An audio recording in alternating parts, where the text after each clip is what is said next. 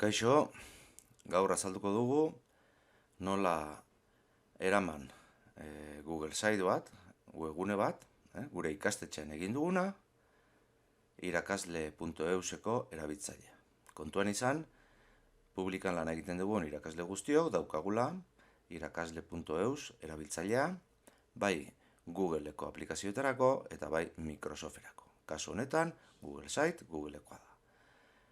Eta kursoan zehar egiten aritu naizen webgunea, nahi dut aprobetxatu eta eraman irakasle.eus. Ze hau, azken batean ikastetxe batean edo bestean egon beti eukiko dut, eta hau erabili dezaket erabiltzaile hau gordetzeko nire edukiak. Bueno, orduan, lehenengo gauza joango ginake webgunera. Ikasturtean zehar, egon naiz egiten webgune bat, nire ikasgairako. Webgunean, txertatzeko elementuak hainbat modu daude. Adibidez, bi hauek, hau YouTubekoa da, eta hau interneten topatutako irudi libre bat. Hauek, denontzako ikusgai daude. Hau, kopiatuta itxatxi egin dut, baina da interneteko irudi libre bat. Baina beste aukera bada gure Driven dauzkagun elementuak ekartzea, biztaraztea webgunean. Banoa, Driven daukadan aurkezpen bat ekartzea.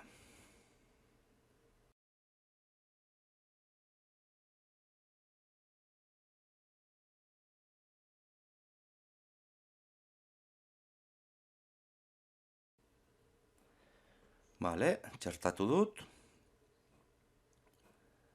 kokatuko dut dagokion lekuan, da hemen daukat aurkezpen. Baina hau, Koldo Mitxelenako Driven dago, jatorrizko lekuan. Orduan ikusi beharko nuke honek ze partekatze eskubideak dauzkan. Noa, aurkezpen honetara, eta ikusiko dut,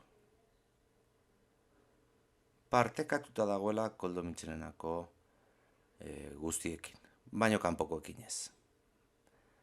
Beraz, hau, eukibanu estekaduen edonork ikusteko, ikusgai, problema gutxiago eukiko nituzke, gero ikusiko dugun bezala. Kontuan izan, hau dagoela Koldo Mitxelenako Driven. Sartu dezaket, beste elementu bat ere bai, dokumentu bat izan daiteke.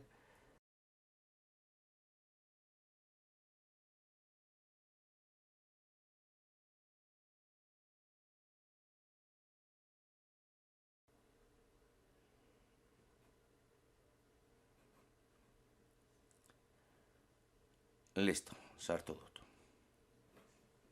Bueno, osatuta daukat webgunea eta banoa eramateko irakasle.eusera eramateko prozesura. Lehenengo gauza egin beharko dut, partekatu irakasle.eus nire erabiltzailearekin editore bezala. Bidali, partekatu. Orain banoa sartzera irakasle.eus erabiltzailera. Sartu iniciar sesioan emango diot, eta hemen jarriko dut nire erabiltzailea.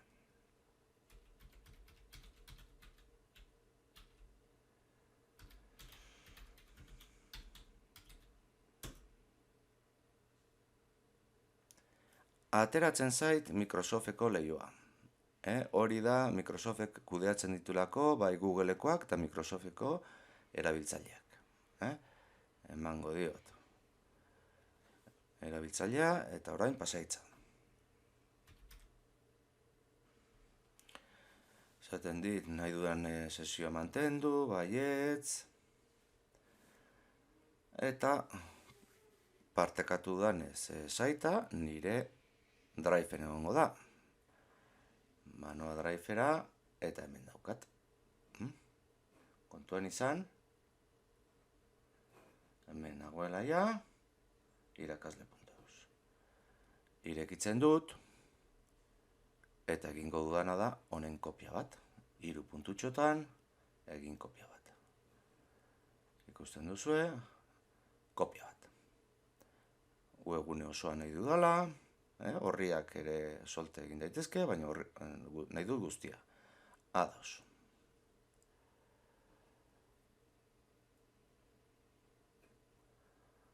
Orain, drivera joaten banaiz. Hemen nire unitatean, eukiko dut kopia hau. Nire webgunearen makroaren kopia. Bale, irekitzen dut, hemen daukat, edukiak, hemen dauzkat, baina ze gertatzen da hemen. Aurkezpena ez da ikusten, zergatik partekatuta dagoelako, Koldo Mitxirenako erabiltzaileekin. Eta ni orain nago irakasle.eus.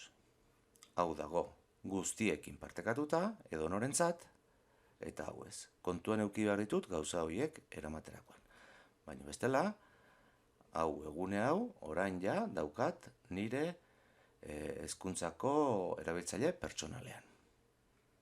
Orain hau argitaratu egin beharko nuke, eta kontuan izan honek helbide ezberdin badaukala.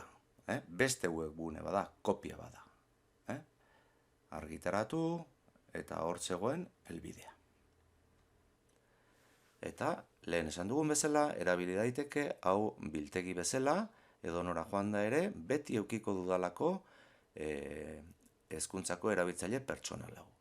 Honen ez badakizue pasagitza eta horrela, IKT arduradunekin hitz egin eta eskuratuko dizue. Besterik gabe, hurren arte.